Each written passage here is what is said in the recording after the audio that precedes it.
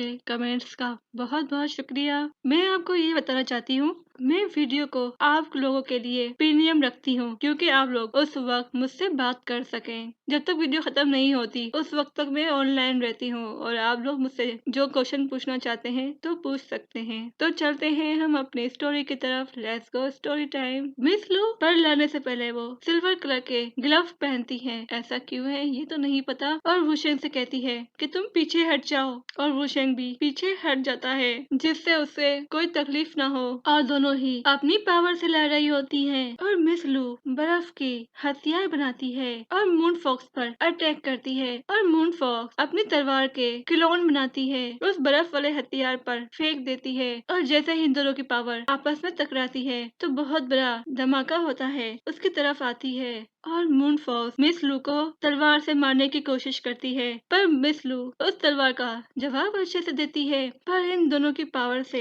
एक अलग ही पावर निकल रही होती है और चारों तरफ आग ही आग लग रही होती है। जो कैंप में टैंक लगे हुए होते हैं वो सभी आग से जल रहे होते हैं और जब वी वुशेंग दिखता है तो इन दोनों के पास जाकर ये कह रहा होता है, तुम दोनों की वजह से यहाँ पे तबाही हो रही है, तुम इस जगह को छोड़कर कहीं और फाइट करो। अगर तुम लोग यहाँ पर ज्यादा टाइम रहोगे तो यहाँ की चीजें और भी तबाह हो जाएंगी, तो प्लीज यहाँ से चले जाओ और कहीं और फाइट करो। पर दोनों कहाँ सुनने वाली थी, वो वहीं पर फाइट कर रही होती हैं। और फिर मिस लू नोटिस करती है कि उसके बर्फीले हथियार जल रहे हैं तो वो समझ नहीं पा रही होती कि वो कौन सी पावर यूज कर रही है जिसकी वजह से वो कमजोर पड़ रही है। और फिर मून फॉक्स को दिखाते हैं जो एक जगह पर खड़ी होती है और उसके पीछे एक हाफ मून बना हुआ होता है जिससे वुशेंग देखकर कहता है ये टेक्निक तो मून लाइटिंग की है।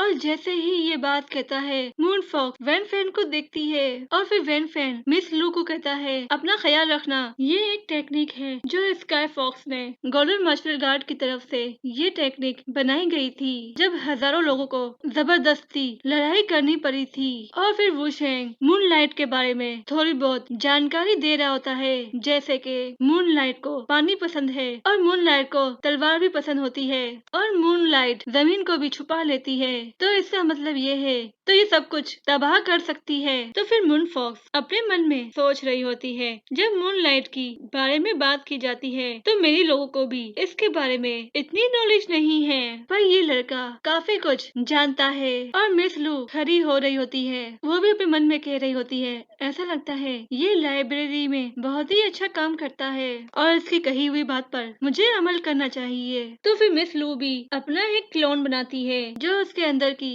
एक अलग ही पावर होती है मून लाइटिंग। और फिर मिस लू उस पर जोरदार अटैक करती है जिससे मून फॉक्स दूर जा गिरती है। तो फिर मून फॉक्स जंप लगाती है आसमान में, मून लाइट पावर इन दोनों पे मारती है जिससे मिस लू टैंक पर जा गिरती है। तो वुशिंग ये देख कर कहता है अरे यार मेरा टैंक गया। और फिर ये भी कह रहा होता है मिस लू भी इस टेक्निक को अच्छे से जानती है, क्या आपको ऐसे नहीं मिला? यन और यन की पावर ये एक खास टेक्निक है और यन और यंग दोनों अलग मौजूद हो सकते हैं पर जब ये दोनों पावर एक साथ मिलती है तो वो सबसे ज्यादा ताकतवर पावर होगी। तो फिर मून फॉक्स उसके पास आ रही होती है तो मिस लू वैन फैन से कहती है यान और यांग की पावर, तो वो ऐसे ही करती है। तो फिर से वो अपना क्लोन बनाती है और मिस लू और उसका क्लोन दोनों पावर को अपने अंदर जमा कर रहे होते हैं। और फिर मून फॉक्स ये देखकर समझ जाती है कि वो मिस लू से अब जीत नहीं पाएगी, तो वो एक जगह पर खड़े होकर कह रही होती है मैं यान और यांग की पावर से नहीं लड़ पाऊंगी और वो ये बोलकर लड़ाई रुकवा देती है।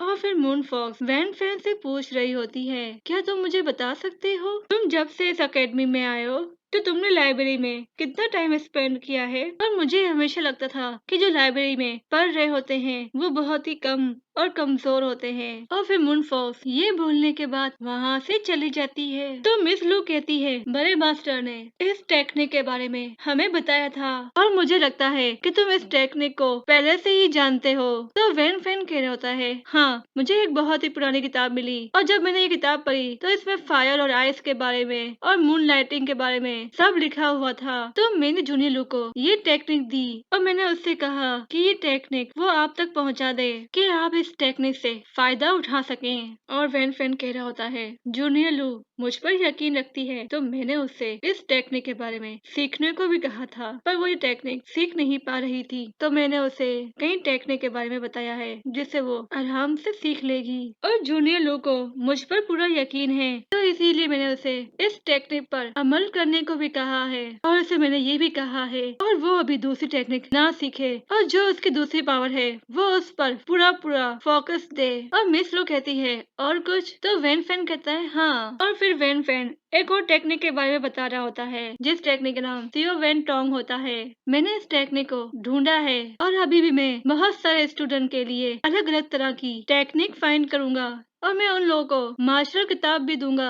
और काफी लोग किताबों की टेक्निक पर अमल इसीलिए नहीं करते कि उनको लगता है कि ये टेक्निक बेकार है, पर मैंने 150 लोगों को काफी सारी टेक्निक बताई है जिस पर वो लोग अमल कर चुके हैं। तो मिस लू कहती है, तो तुम किसी टेक्निक पर अमल क्यों नहीं करते? तो वैन फैन कहता है, मैंने आपकी जितनी ही मेहनत की है, पर शायद मुझे लगता है कि मेरे पास इस चीज का टैलेंट ही नहीं है, पर मैं मार्शल टेक्निक के बारे में बहुत कुछ जानता हूँ। तो मिस लू अपने मन में कह रही होती है, और इस तरह के लोग बहुत ही ज्यादा कीमती होते हैं। और वो ये सब अपने मन में सोच रही होती है और फिर वो वैन फैन से कहती है, मैं चाहती हूँ आप स्टूडेंट के लिए अलग अलग तरह की टेक्निक फाइंड करें और इन लोगों को इस टेक्निक से हेल्प मिलेगी। तो क्या आप ये करना चाहेंगे? पर वैन फैन ना बोलता है। तो मिस लू पूछती है, ऐसा क्यों? क्या आप अकेडमी के लोगों की हेल्प नहीं करना चाहेंगे? तो वैन फैन बोलता है, अगर आप सच में ये जानना चाहती हैं, तो मैं ये कहूँगा कि मैं अभी और जीना चाहता हूँ। आप लोग ये बात तो अच्छे से जानते हैं कि डीमन के लोग काफी ताकतवर लोगों को मार डालते हैं और जिनके पास इतनी अच्छी नॉलेज होती है जो वो दूसरों की हेल्प करके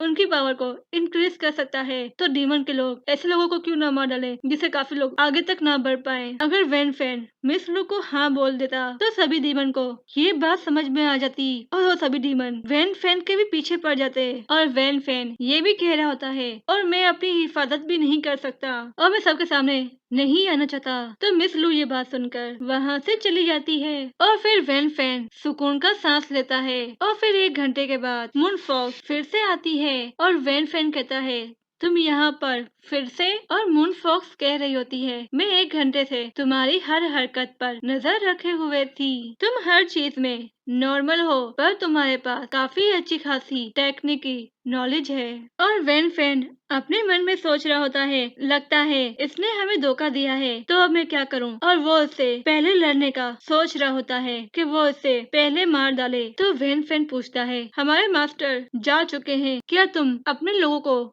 बचाना नहीं चाहोगी? तो मून फॉक्स नखरे और झटके से कह रही होती है, मुझे लगता है आपकी कीमत इनकी जिंदगी से ज्यादा कीमती है। और फिर मून फॉक्स ये कहने के बाद उसके बहुत ही करीब आती है और उसके सर पर, और यहीं पे हमारी स्टोरी खत्म होती है। आपको हमारी स्टोरी कैसी लगी ये कमेंट में मुझे जरूर बताएगा। जब तक के लिए बाय बाय।